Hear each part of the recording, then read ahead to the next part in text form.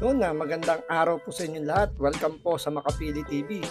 Yun na nga po, si Congressman Paduano po, sinumpong na naman po ngayong Quad Committee. So siguro medyo nangangati-ngati pa po yung kanyang nalamunan sa pagbigkas ng citing contempt at ang pagsisinungaling.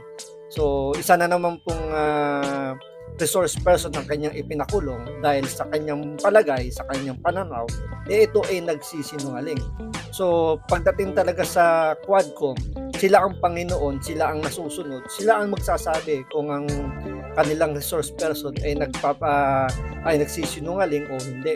Kagaya ng ginawa nila sa mga naunang mga ipinakulong na dahil sa hindi nga sumusunod sa script na gusto nilang mangyari, ipinakukulong nila. Kagaya po ngayon, ang dating PDEA chief na si Director General Wilkins, pinasight in contempt po ni Paduano. So ito, panoorin po natin itong pagwawala ni Congressman Paduano at kung paano naman niya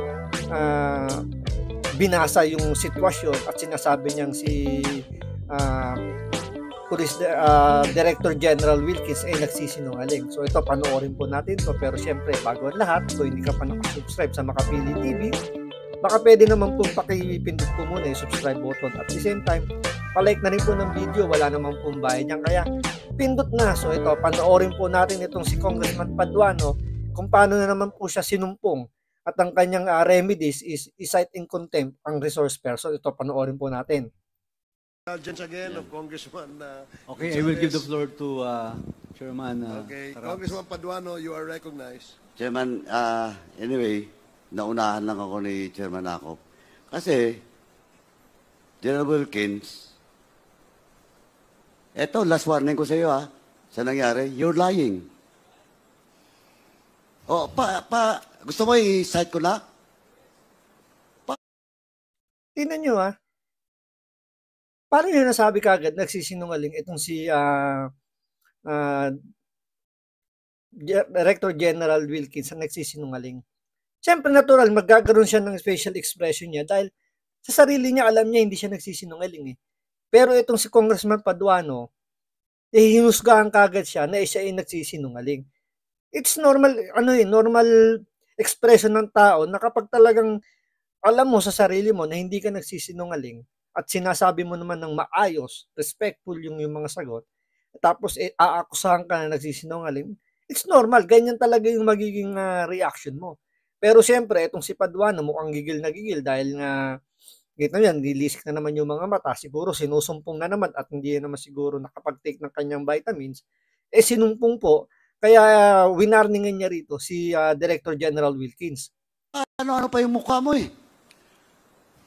You're not respecting this committee.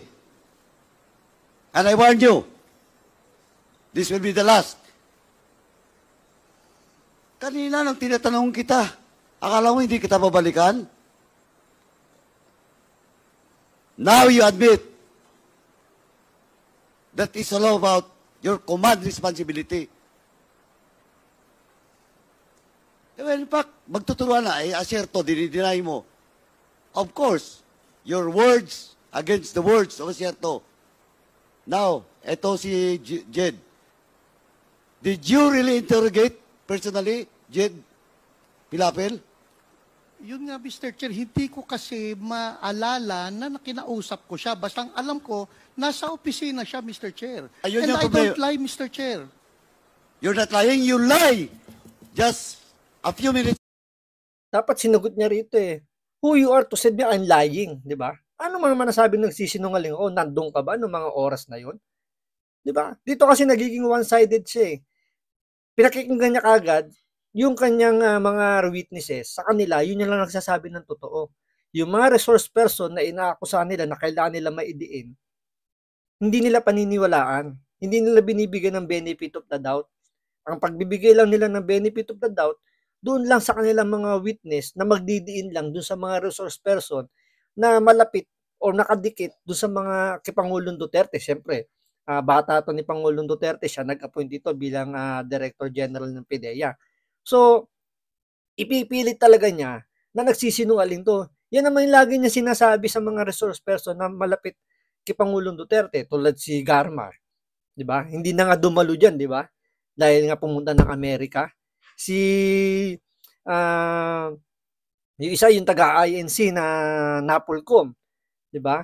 Sinabihan din niya na nagsisinungaling, pinasight in contempt din niya. 'Di ba? Sino ba siya para magsabing nagsisinungaling? Kung yung korte nga hinahanapan muna ng mga ebidensya, testimonya, 'di ba? Counter affidavit. Eh dito hindi on the spot sasabihang sinungaling. Base lang sa kanilang obserbasyon at base sa witness nila. Kapag sinabi ng witness nila na itong tao na to, kumbaga hindi nag-collaborate do sa kwento ng kanilang witness, i-assume na nila itong resource person na malapit sa mga Duterte, sinungaling. Go. Sarap ko.